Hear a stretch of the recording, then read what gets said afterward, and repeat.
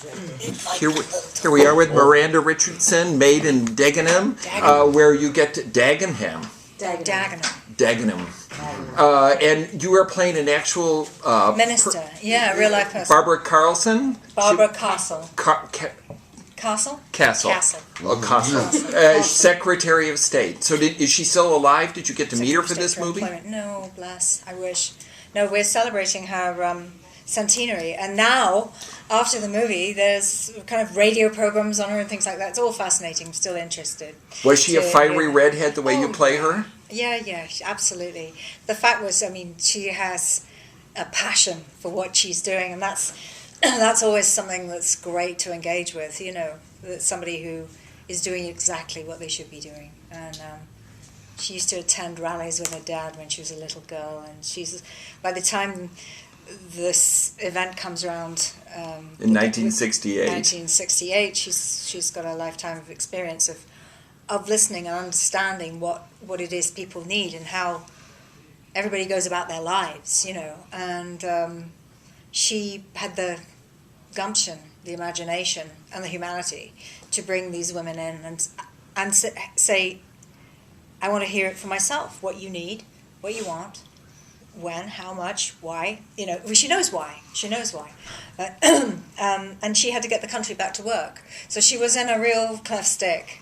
She had to make it work. She had to make something happen. But by introducing the Equal Pay Act, she was actually honouring a cause which was completely dear to her heart anyway. Would you say she was a feminist? Yes, I would. Yes. But not a bra-burning feminist the way they were sort of branded in the United States. Well, yeah, I think branded is right, you know, but this movie is still about people getting mad and going, we have to do something, and yeah, you're right, we have to do something, and snowballing, but it's about, you know, what the individual can do, and that's any one of us, male or female, you know, what we can do to affect change. Was it a big stretch for you to play something like that?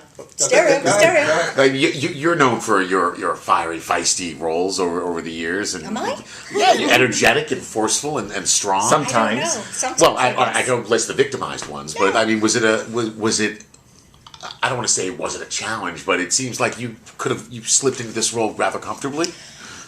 Well, I don't listen. I don't think it's anything to do with me. I think it was just I really wanted to have a crack at Barbara because she's such a magnificent person. I mean, the more I read about her, the more I loved her, and she's iconic for so many people.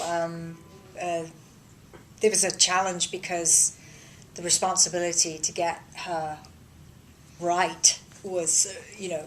Otherwise, there'd be a lot of people going, "Oh, no, it wasn't like that. I don't think she like that." But I thought my scenes were well written as well. They were easy to think myself into.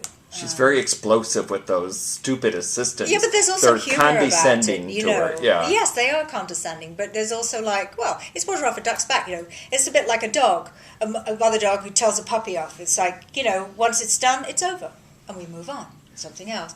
You know, she's just very great like that. She's inspirational. She engages with people. She's humane. She's courageous. She's funny. She can drink with the guys. She enjoys sex. You know, I found out all these things about her. She's just a lover of life, it seemed to me, and who wouldn't want to play that? So it's interesting how the film is about all those things you said it was about. Yeah. But it's not a polemic either, right? Oh, no, it isn't. I think, well, humour is always a great way to get a message across. I mean, the fact is, this is a true story, but as Nigel is very fond of saying, rightly, it's a celebration of the spirit of those women as well. And that's what you come away with. You could just go, they're great, and thank God for them.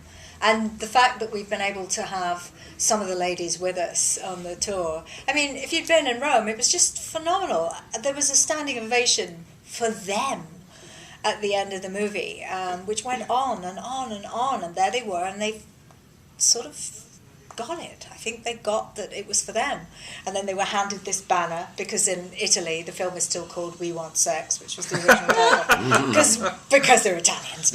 Sorry, she said branding the Italians. But anyway, so there they are holding up the banner going, We Want Sex, and going, thank you very much. Thank you very much. This was I guess the women. This was the Rome Film Festival? Yeah, we were there on Saturday. Now, you played the mother of Queen Victoria. It was a great movie, Young Victoria, about a year ago, yes? And she was quite a different yes, famous because person. she was in the enthralled to this ghastly man. I mean, it was overblown in the movie, but we'll never know quite what the truth of it was. But once the king died, she gave over all control, financial and otherwise, to this guy, and so it does feel like the little woman, the little helpless woman who's victimized and trying to do what's best for her daughter, but she doesn't know what is the best, and so it's a very different kind of a thing. Is research kind of part of the joy of taking certain roles because they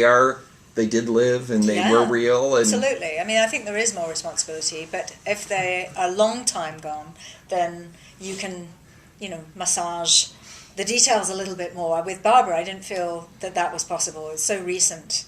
And there's so much newsreel footage of her? I saw some. I didn't see heaps and heaps, but I saw enough to get a sense of her vigor and her rhythm. I worked with a dialect coach because I thought it was quite important to try and get her rhythms of speech across, and also she was one of the first people to realise the importance of image, because at that time not only was it a downer if you were a woman, but it was a downer if you didn't look absolutely top-notch, pleasing to everybody around, specifically the guys. And I have a joke about this, but I think every day she was in the hairdressers, every day she was having her nails done.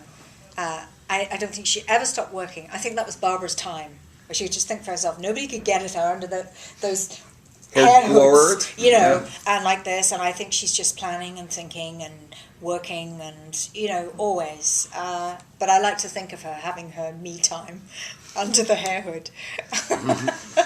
Can you talk a bit about you've been doing a lot of things. I'm halfway through Rubicon. I was just telling you. Oh, right. About Okay. It. So can you talk a little bit about the difference between working on film and television and in America and Britain? And the television thing is wild because it can change from moment to moment and week to week, and that's quite refreshing because you're thinking on, well, I'm not being ironic. You have to think on your feet, and you feel that you can contribute as well because you can say you want to make something better or more like you feel, in the character would say something.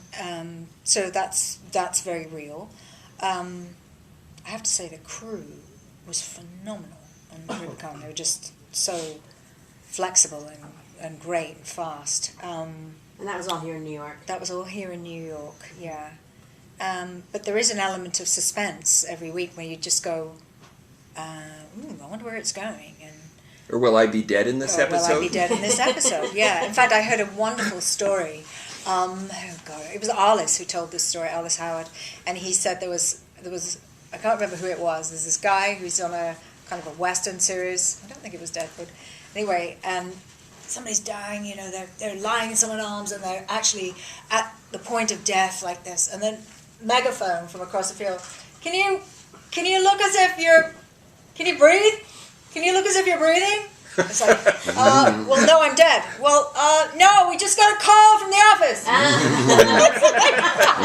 Okay. Sort of a Monty Python moment. Yes, absolutely. So anything can happen, or you come back as the dead person's brother or whatever, and magically appear. You were in the Harry Potter series, which is, I guess, one of the most successful series that's ever been made. You did the movie with Mike Newell, where you had started your career with Dance with a Stranger. Yes, that's right. Yeah. We love that. Good. And do you think you'll work with Mike again? And what was it like to be part of this huge sort of machine that's been generating billions of dollars and going on and enchanting people everywhere? Well, you've kind of answered it in a way because yes, you do feel it enchants people everywhere, and to be part of a storytelling profession is the best thing in the world, and when there's it's backed up with phenomenal effects and actually a really nice bunch of people who make it feel like a family on set.